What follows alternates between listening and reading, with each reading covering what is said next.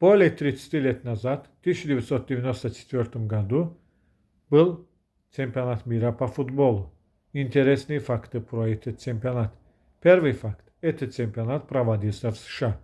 Это единственный чемпионат мира по футболу, который проводился в США. Второй факт. Именно в этом чемпионате обнаружили допинг в крови Марадоны. Третий факт.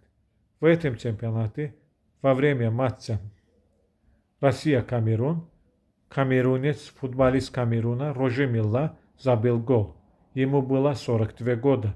Он самый старый футболист в чемпионатах мира, который забил гол. Четвертый факт. Во время матча Россия-Камерун был еще один рекорд. Футболист России Алексеенко забил 5 голов. Это абсолютный рекорд в матчах чемпионата мира. Пятый факт. В первый раз в финале чемпионата мира были пенальти. Исход решили пенальти. И шестой факт. Роберто Баджо не смог забыть пенальти. Вот так. Пока.